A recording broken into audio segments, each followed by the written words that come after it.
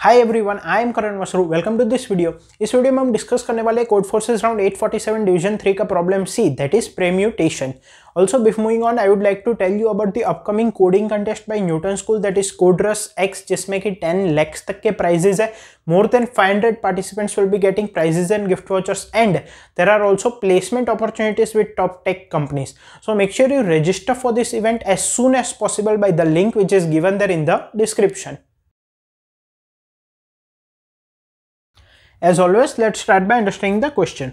So सबसे पहली line में परम्यूटेशन ऑफ लेंथ n की डेफिनेशन दी गई है। परम्यूटेशन ऑफ लेंथ n हम किसको कहते हैं? An array of length n जिसमें 1 से लेकर n तक सभी इंटीजर्स एग्जैक्टली एक बार हो इन सम रैंडम ऑर्डर। ठीक है। Christina has a permutation p of n elements.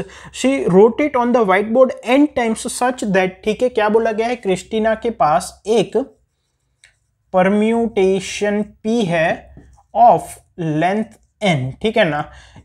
उसने इसको व्हाइट बोर्ड पे लिखा कितनी बार? n टाइम्स, सच दैट, किस तरह से लिखा वो नीचे दी गई है, ठीक है ना। While writing the permutation ith time, she skipped the element pi, so she wrote a total of n sequences of length n minus 1 each। ठीक है, n साइज का उसके पास परम्यूटेशन है, उसने उसको n टाइम्स लिखा और ith टाइम में उसने pith एलिमेंट, मतलब कि ith पोजीशन पे जो एलिमेंट था उसको स्किप कर दिया। सो फॉर एग्जांपल, अगर उसके पास परम्यूटेशन है 4 2 1 3, तो इसको वो n टाइम्स मतलब 4 टाइम्स लिखेगी, बिकॉज देयर आर 4 एलिमेंट्स।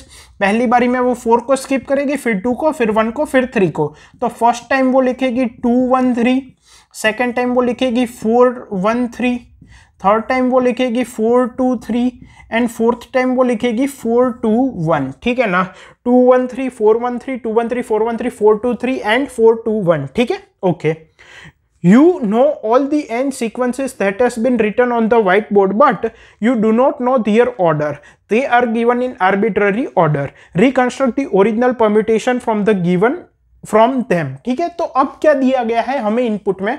हमें ये जो n टाइम्स जो क्रिस्टीना ने प्रिंट की है परम्यूटेशन, जिसमें कि ith टाइम उसने pith एलिमेंट को निकाल दिया है, वो सारे के सारे n परम्यूटेशन हमें दिए गए हैं। Not permutation but n arrays दी गई है जिसमें कि एक एलिमेंट नहीं है, बट वो इसी ऑर्डर में नहीं दिए गए, वो रैंडम ऑर्डर में दिए गए। मतलब कि उस ऑर्डर में ऐसा नहीं है कि ith जो सीक्वेंस होगा उसमें ith एलिमेंट ही मिसिंग होगा, ऐसा नहीं, कोई रैंडम ऑर्डर दिया है।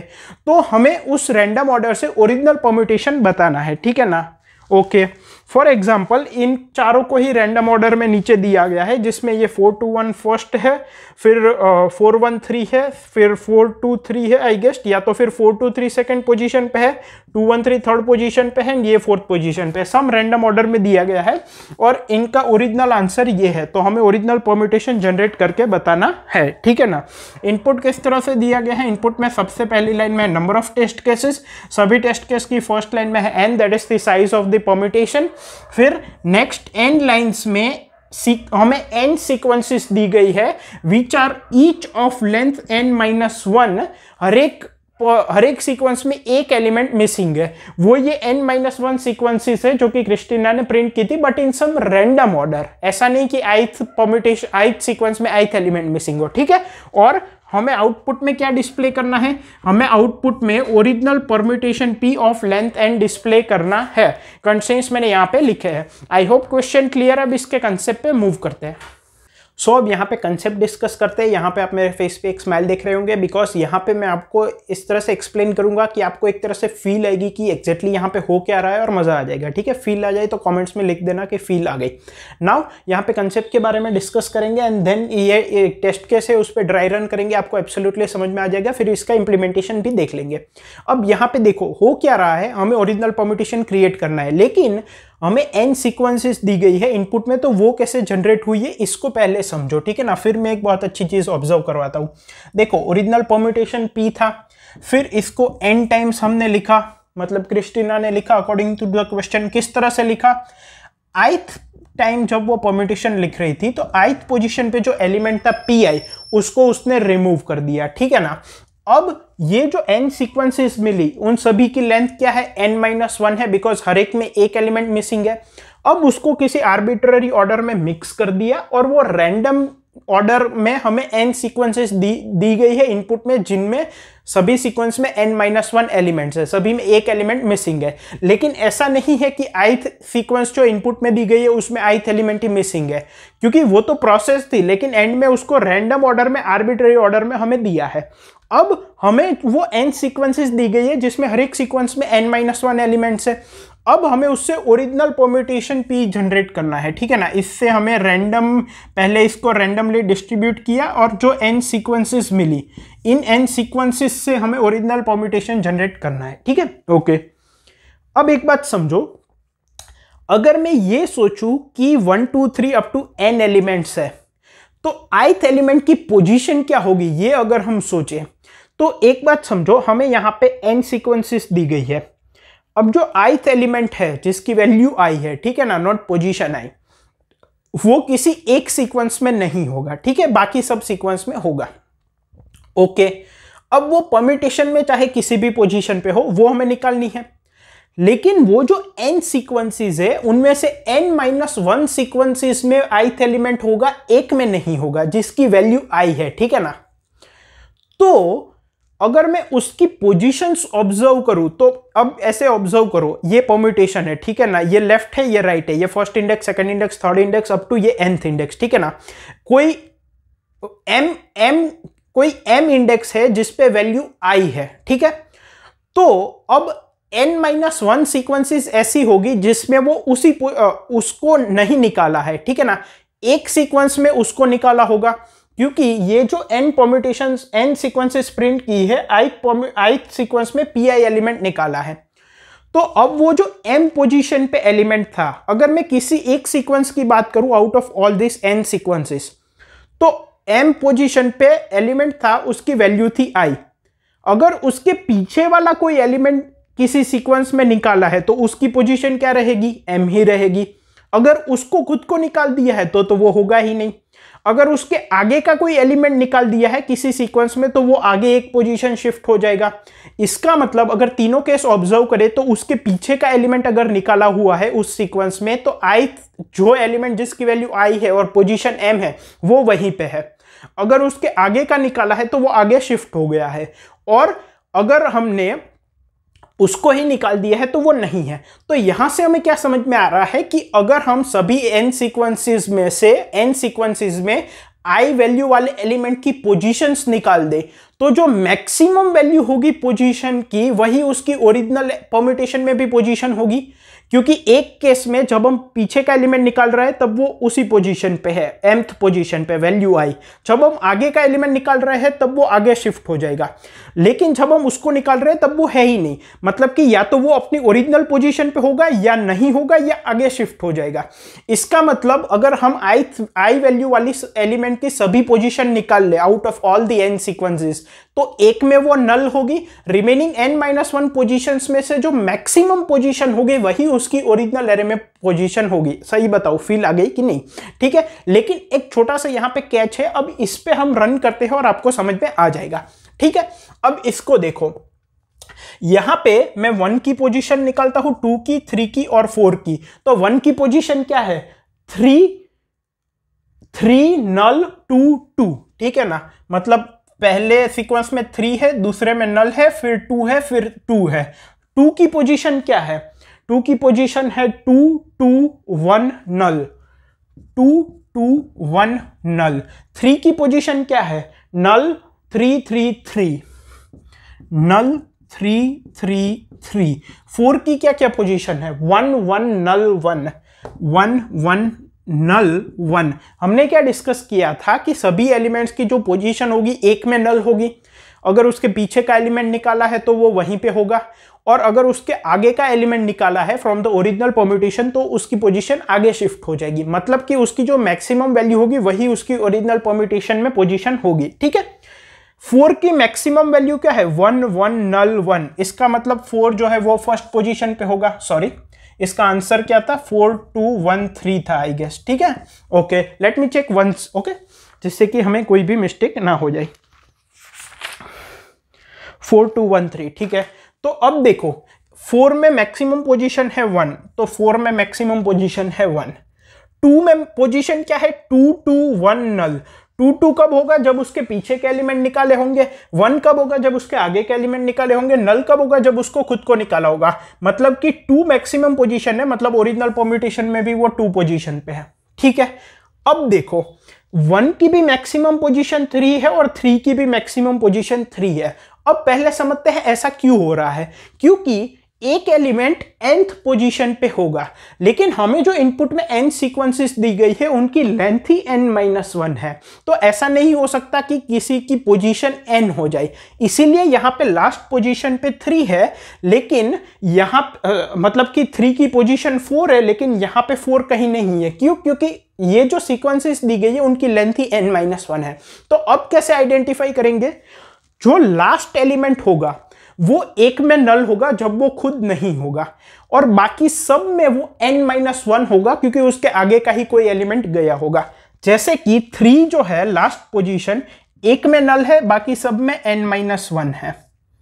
जबकि आप 1 की बात करो तो वो एक में 3 है। कब 3 है? जब 3 को निकाला होगा। एक में नल है जब खुद को निकाला होगा। और 2 2 कब है? जब उसके आगे वाले एलिमेंट्स निकाले होंगे। ठीक है ना? तो इसका आंसर 3 ही है। 1 थर्ड इंडेक्स पे ही है, उसका मैक्सिमम इंडेक्स 3 है, वो थर्ड इंडेक्स पे ही है। लेकिन जिसका मैक्सिमम इंडेक्स भी n-1 है, मिनिमम इंडेक्स भी n-1 है, निग्लेक्टिंग द नल वैल्यू, वो nth पोजीशन पे होगा, एंड 4th पोजीशन पे होगा। यहां पे 2 है, मतलब कि वो एक बार आगे भी आया है। ठीक है ना? जबकि ये जो है वो अगर वो खुद निकला है तो नल है, वरना n-1 है। ठीक है ना? तो यहां पे हमें क्या करना है, हमें सभी की पोजीशंस, अगर मैं इसको कंक्लूड करूं तो सभी की पोजीशन वैल्यू स्टोर करनी है, उनको शॉर्ट करना है, और सभी की मैक्सिमम पोजीशन क्या आ रही है out of all the n sequences वो निकालना है। अगर मैक्सिमम वैल्यू 1 से लेके n-2 के बीच में है तो वो उसी पोजीशन पे होगा इन द ओरिजिनल परम्यूटेशन। अगर मैक्सिमम वैल्यू n-1 है तो हम देखेंगे कि क्या उसकी minimum occurrence position out of all n sequences भी n-1 है, तो वो nth पोजीशन पे है, वरना n-1 पोजीशन पे है। I hope concept clear. अब देखते हैं इसको इंप्लीमेंट कैसे करेंगे। अगर इंप्लीमेंटेशन की बात करें तो हमें सभी सीक्वेंसेस में जो भी एलिमेंट्स हैं उनकी पोजीशन स्टोर करनी है और उन सब की मैक्सिमम पोजीशन का काम है। तो मैं एक यहाँ पे काम करता हूँ, मैं एक वेक्टर ले लेता हूँ ऑफ लॉन्ग इंटीजर जो कि है n+1 साइज का। मैं यहाँ पे क्या करूँगा, P ऑफ I में I जो पोजीशन पे अक्कर हो रहा है उसका एक एरे बना दूंगा ऑफ n-1 एलिमेंट्स। ठीक है, ओके। नाउ पहले तो इनपुट जो है वो ले लेते हैं। तो for late us say m equal to n। Now for m minus minus मैं क्या कर रहा हूं, यहां पे m सीक्वेंसेस का इनपुट ले रहा हूं। सभी सीक्वेंस में एलिमेंट्स फर्स्ट पोजीशन से लेके n-1 पोजीशन तक है, बिकॉज सभी सीक्वेंसेस इनपुट में है। Total number of sequences n है, लेकिन सभी में एलिमेंट्स n-1 है। तो मैंने यहां पे इनपुट में लिया j। तो मैं ये कह सकता हूं position of j is dot push back is nothing but i। तो पोजीशन ऑफ j वाली जो लिस्ट थी उसमें मैंने i पोजीशन को पुश कर दिया। नाउ जब मैं बाहर निकलूंगा तो मैं क्या कर सकता हूं, for I equals to 1, I is less than equal to n, I plus plus, इन सभी के अकरेंस की जो पोजीशन है उसको शॉर्ट कर दो, मतलब शॉर्ट पोजीशन ऑफ I। ठीक है ना, इंक्रीजिंग ऑर्डर में। अब एक मैं एरे लेता हूं ऑफ आंसर ऑफ n+1, जिसको मैं फाइनली प्रिंट करूंगा, जो हमारा फाइनली आंसर है। आंसर ऑफ I मतलब ith इंडेक्स पे जो वैल्यू होगी वो आंसर ऑफ I में स्टोर हो जाएगी। नाउ हमने क्या डिस्कस किया था कंसेप्ट में, जो मैक्सिमम पोजीशन होगी किसी भी एलिमेंट की for all the n sequences वो उसका आंसर हो जाएगा अगर पोजीशन मैक्सिमम पोजीशन 1 से लेकर n-2 के बीच में है। अगर वो n-1 है और उसकी मिनिमम अकरिंग पोजीशन भी n-1 है तो ओरिजिनल परम्यूटेशन में वो nth पोजीशन पे है, वरना वो n-1 पे है। तो for I equals to 1, I is less than equal to n, I plus plus, हम सभी की पोजीशन डिसाइड कर लेते हैं। इफ पोजीशन ऑफ I, अब इसकी लास्ट पोजीशन क्या होगी, पोजीशन ऑफ I वाला जो वेक्टर है उस लिस्ट में आखिरी एलिमेंट, क्योंकि मैंने शॉर्ट कर दिया है।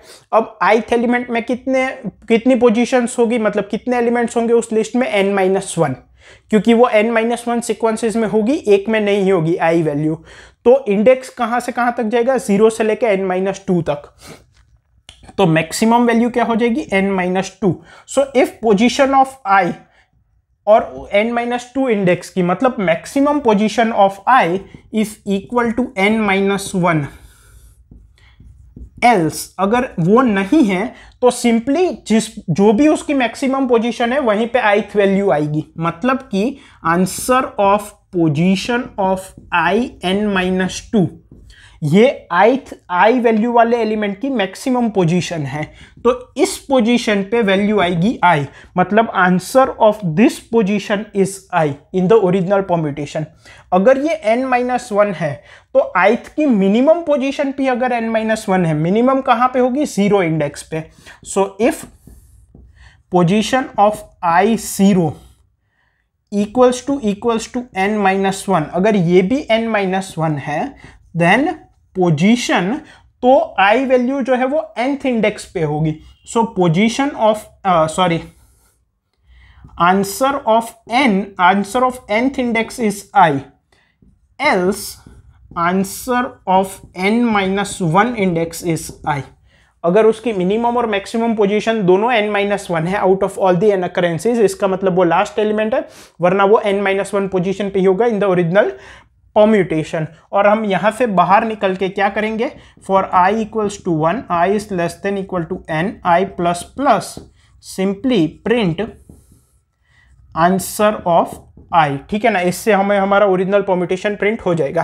टाइम कॉम्प्लेक्सिटी की बात करें तो ये n इंटू n-1 मतलब big O of n square, ये n है, फिर शॉर्टिंग लग रहा है तो n log n आप बोल सकते हो, n स्क्वायर log n, ठीक है ना, क्योंकि n चीज के लिए मैं n फोर लूप लग रहे हो और हर एक शॉर्टिंग में n log n टाइम लगेगा। सो n स्क्वायर log n, सो टाइम कॉम्प्लेक्सिटी हो जाएगी big O of n square plus n square log n plus यहाँ पे फोर लूप लग रहा है और यहाँ पे फोर लूप लग रहा है, so big O of n, और ये गिवन टाइम लिमिट में हो जाएगा। इसको हम कह सकते हैं n स्क्वायर log n भी कह सकते हैं, because this two values are quite small in front of this, और ये गिवन टाइम लिमिट में हो जाएगा because summation of n square is less than equal to 2 into 10 की पावर 5। आई होप आपको क्वेश्चन कॉन्सेप्ट इंप्लीमेंटेशन तीनों clear, इसका solution code मैंने कमेंट्स में प्रोवाइड किया है। Thank you.